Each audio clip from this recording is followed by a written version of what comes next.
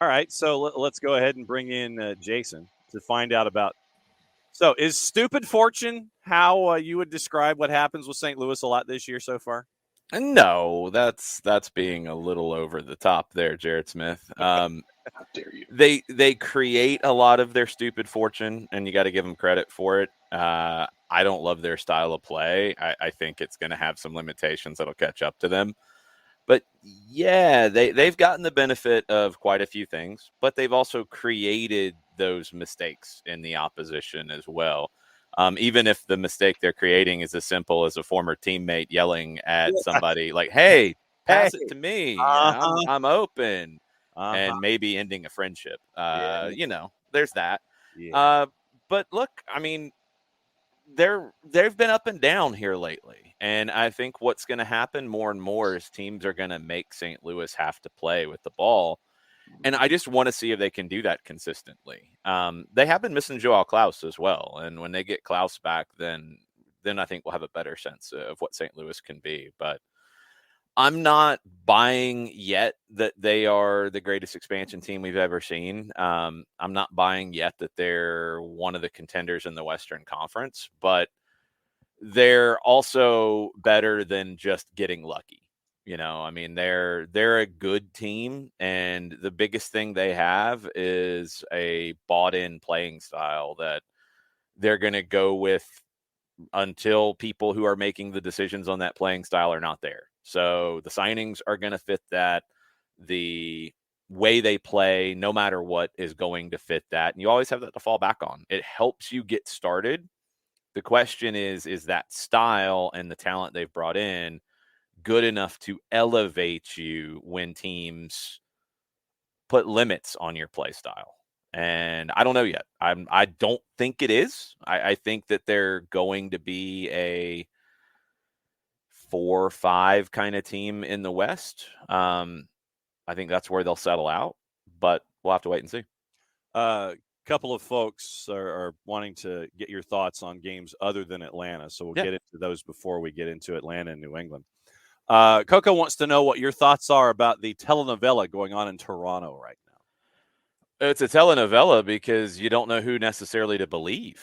And that's a part of this equation. And I think it's something that you got to keep in mind when these kinds of sensationalized reports come out.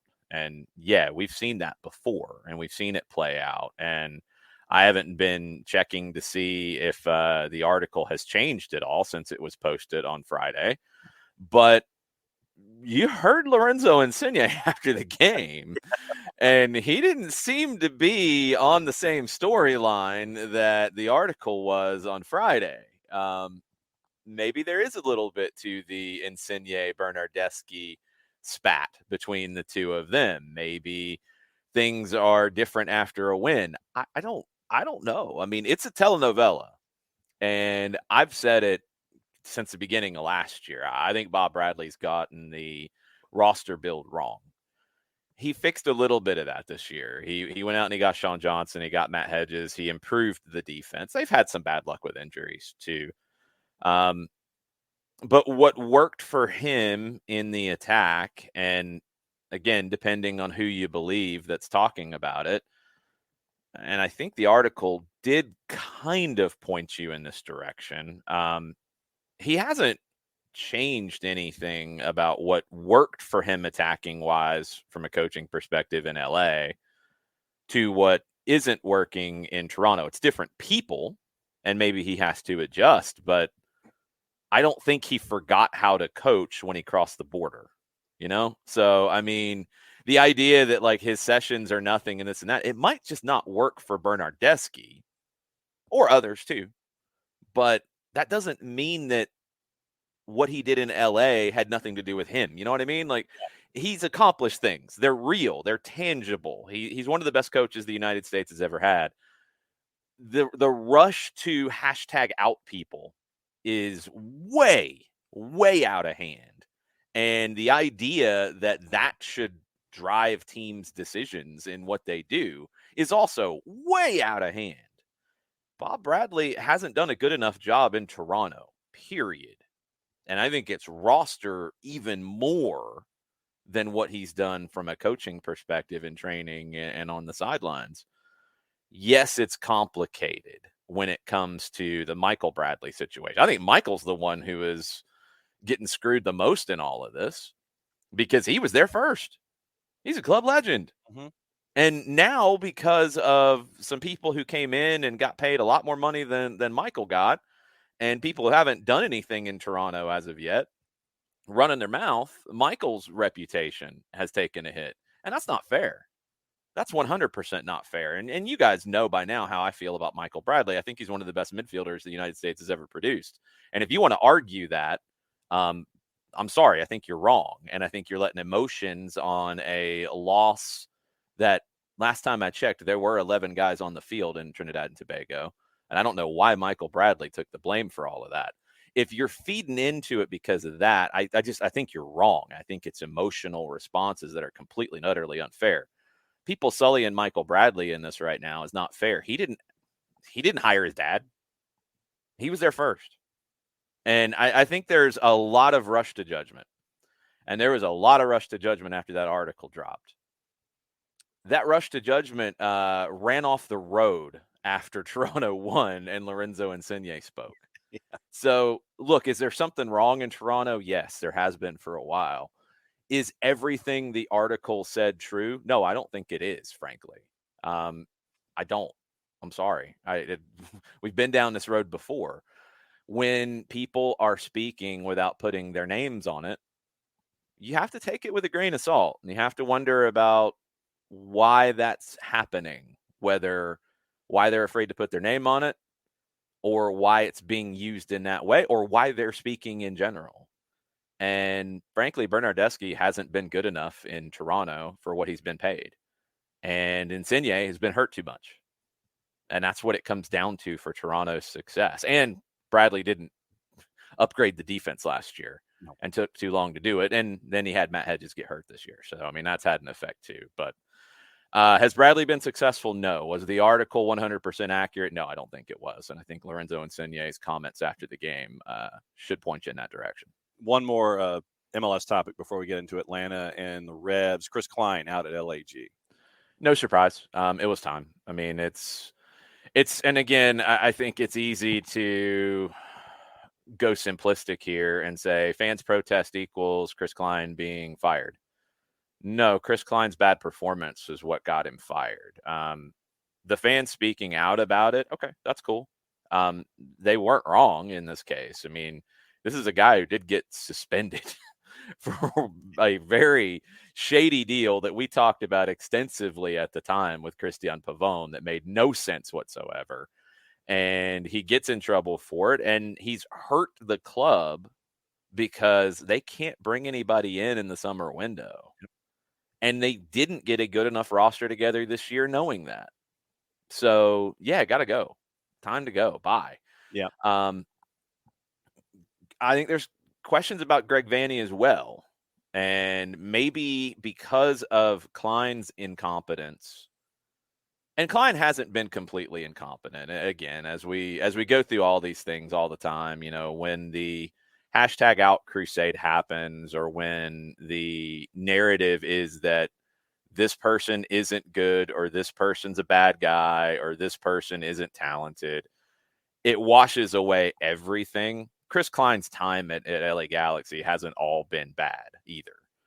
They haven't gotten back to where they needed to get. He broke rules. He put the team behind the 8 ball. He didn't get them out in front of the 8 ball before they can't add players from outside the country in the summer window. And they're not good enough this year at all. So he's got to go. And he's going to take the fall for that. I think that might end up helping Greg Vanney in the long run, because Vanney gets a little bit of a get out of jail free card, because I don't think Greg Vanney's been good enough in LA either. Last year, they should have been better than they were, and they weren't. And that's on Vanney. He's a better coach than what we've seen from him in LA. Maybe. And if he can fix things and has more say in player acquisitions, which again, he can't do anything this summer outside of bringing guys in domestically, maybe he saves his job there. But also, if they bring somebody else in, maybe that person wants to go in a different direction too. So we'll see what happens with Vanney. But yeah, it was time for Klein. I mean, you break the rules, you put the team with severe punishments to where they can't bring players in, and then you don't get the roster where it needs to get before those punishments take effect. I mean, that's just, you got to go. Yep. Jarrett, we're Atlanta and the Revs tonight. What's your first question for Jason? Not even a question. I'm just going to piggyback off everybody else's comments because I'm mad now because we can do this. So hell, let's go for it. What are we doing? Well, if we're going to boo, if we're going to do this thing where everybody continues to boo Michael Bradley and Josie Altidore when they come to Mercedes-Benz Stadium because of the game in Trinidad, I'm assuming tonight that everyone's going to boo Bruce Arena out of the building because he's the one that got the plan wrong in Trinidad, right, folks? You know, I mean, and he's the one that put old ass Tim Howard out there who couldn't stop a shot from 30 yards. He's the one who didn't put 2 holding midfielders in against the team that's going to play long ball and play for the second ball. That's what went wrong in Trinidad. So we're going to boo him too, yeah? Because I just want to make sure that everyone's being on a logical train here. Oh, sorry, I forgot we don't do that. Hell, no, we don't do that. No, we're just going to still boo Michael Bradley and we're just going to boo Michael Bradley and Josie Altidore. Look, I mean, and Josie. They're not booing Josie in the same way they boo Michael, and that's really unfair. Which is amazing because Josie's been much more of a heel. In multiple ways. A little bit. No, Bradley's it's just kind of put his head down and done his job. Michael Bradley's getting towards the end of his career. I hope that when he retires, it's animosity. I mean, I don't know. It's not fair. Whatever it is, I hope that it goes away. And what really ticked me off about all of this on Friday with Toronto is the fact that, for whatever reason, there's a lot of people who don't want to claim Michael Bradley as one of the top U.S. men's national team players of all time when he is. And there's no way around that argument outside of trying to put one game on one person and have it wash away their entire career. It hasn't washed away Bruce Arena's career. He's the GOAT. He's the best American soccer coach of all time. There's no way around that. Numbers back it up. Trophies back it up. All of it backs it up. Did he get stuff wrong in that run? Yeah, he did. He absolutely did. He got the tactics completely and utterly wrong in Trinidad and Tobago in that game. Doesn't mean he's a bad coach for everything he ever did. Doesn't take away, the first 2 MLS titles. It doesn't take away all the trophies he won at Virginia. It doesn't take away what he did with the Galaxy. It doesn't take away what he has done with the Revolution. It doesn't take away any of that. It means he got it wrong on the day, and because they had no margin of error, they didn't qualify. That's what it means. Michael Bradley he didn't have an own goal. He didn't kick the ball into his own goal, turning around and doing something stupid. He didn't even have that bad of a game. Why he's getting all the blame is absolutely ludicrous, and it's got to stop. We've got to be better in terms of American soccer fans and conversation than that garbage. You don't like the guy, that's fine. But the booing for years and the blaming for years is too much. And if it's shifted now because he's Toronto and you don't like Toronto and all that, okay, whatever. That's not where it started. And if it's shifted into something else, that's fine. And maybe it has for some people. I don't know. But the reaction to Michael Bradley since that game has been so utterly unfair in American soccer circles. Okay, so I'll ask an actual question about the game now. We can. I'm happy to rant about that literally 8 days a week. I don't care.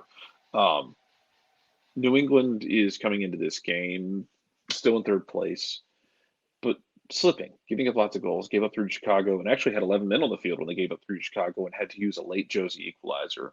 They haven't won in 4 in all competitions. Yeah, I know, including falling to the fighting Bob Lillies.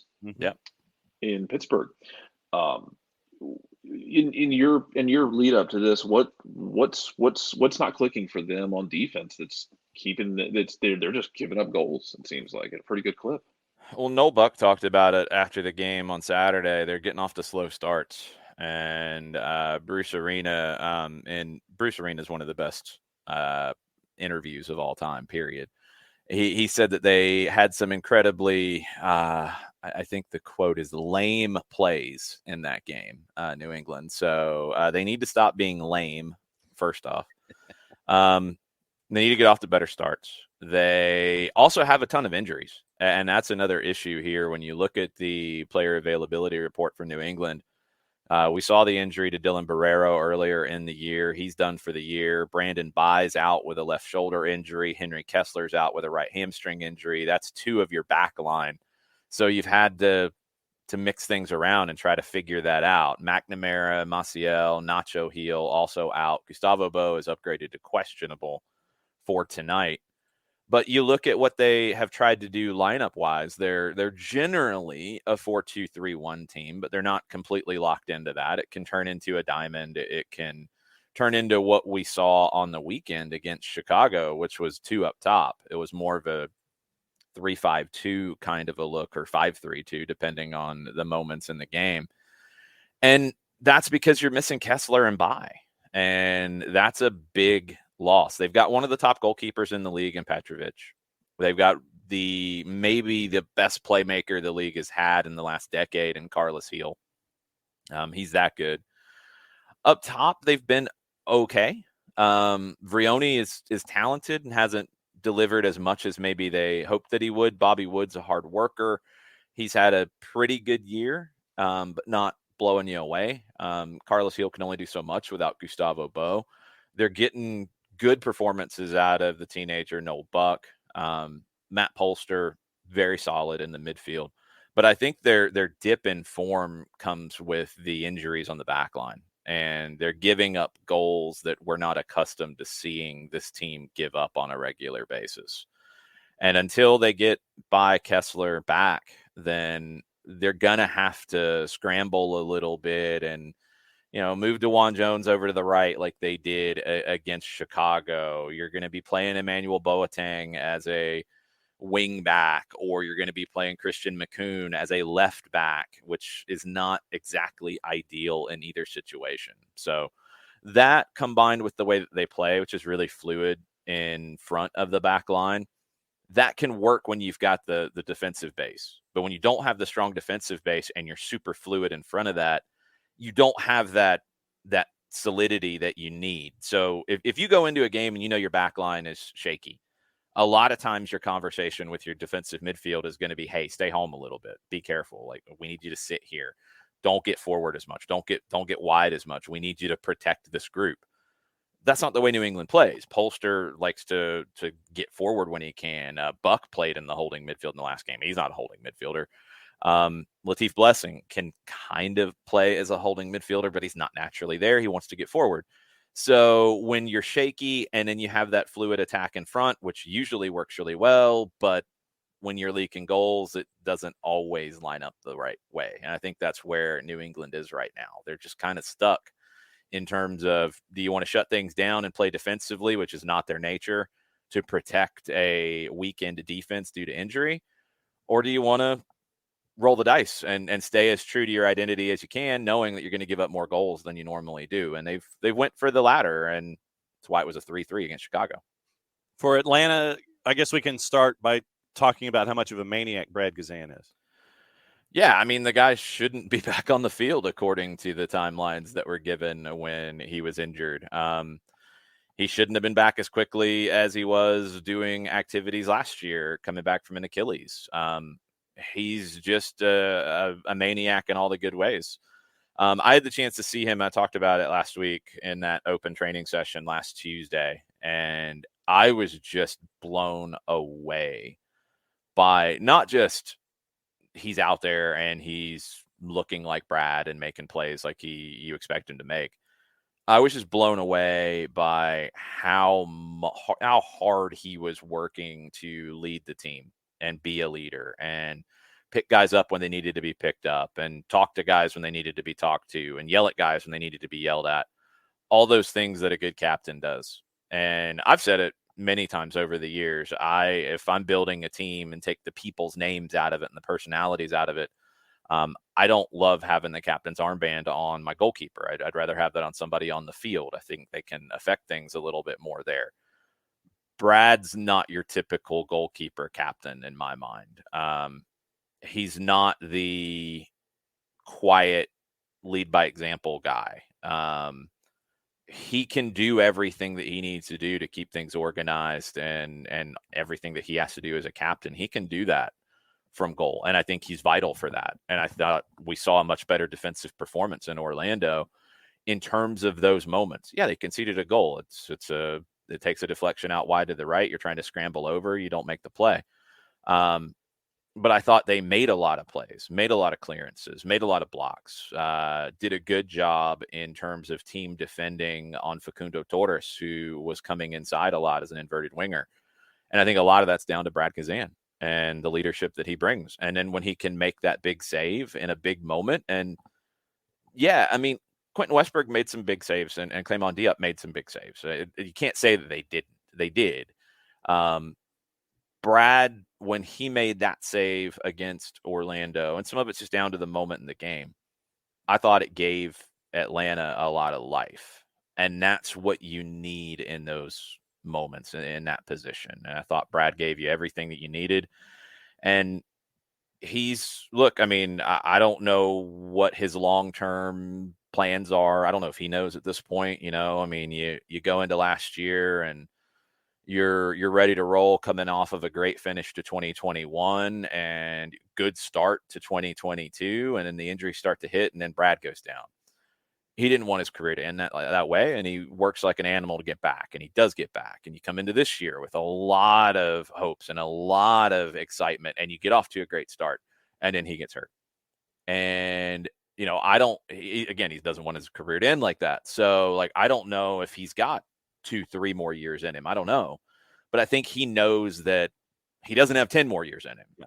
And he's trying to get the most out of every moment that he has left on the field and with this club. And you have to commend him for it. This is a guy who took a pay cut to help with cap issues. This is a guy who does everything that you could possibly do to make this club better. Brad Kazan has been just an amazing leader for this team, whether he was wearing the captain's armband in the early days when Parkey was there. Brad had a factor in leadership at that time. And since he got the armband after Parkey left, he's been a great steward for the club. Jarrett, go for it.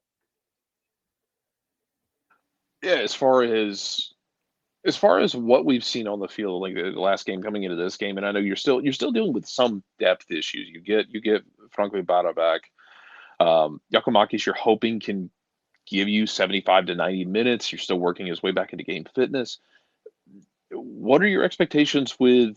And I hesitate to put expectations on them because it can be tricky with kids, but with kids, we've talked ad nauseum, I think, at this point about Tyler Wolff. Just his reaction to not making the U20s has been basically turning coal into diamonds with the pressure and responding the right way to it. And then we saw in limited minutes, I think it's the first time we've seen a Johnny Fortune jump on the field and really, for a minute there in Orlando, really looked like he belonged. So I wanted to get your ideas on expectations for, what to expect from the kids, and especially while guys start to get healthy.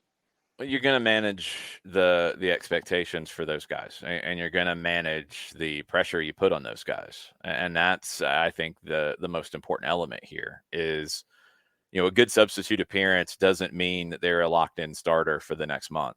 And you have to be careful of that recency bias in these situations. You don't want to overwhelm these guys. I think Tyler's trajectory has been good so far this year. And this is a guy who's been around it for a while now. Tyler's had a good bit of exposure to the MLS level. And he's been one that hasn't locked in his time and his spot and his impact at the first team level over the past couple of seasons. He'll have moments and then it doesn't click and then he fades back. He's got to continue to push from here. And I think that's a big one for somebody like Eugenio Villazon, the assistant manager for Atlanta United, who handles a lot of the individual development programs for the young players. It's one where I would assume that there's a lot of conversation there to make sure that, okay, you did this really well. We need more of this. We need more of this. When you come into these games, you've got to continue to impact games. When you go and play for the twos to get a start, you've got to be the same level of impactfulness for a longer period of time, even maybe more, even stronger in those games, because you're expected to carry a team in those games.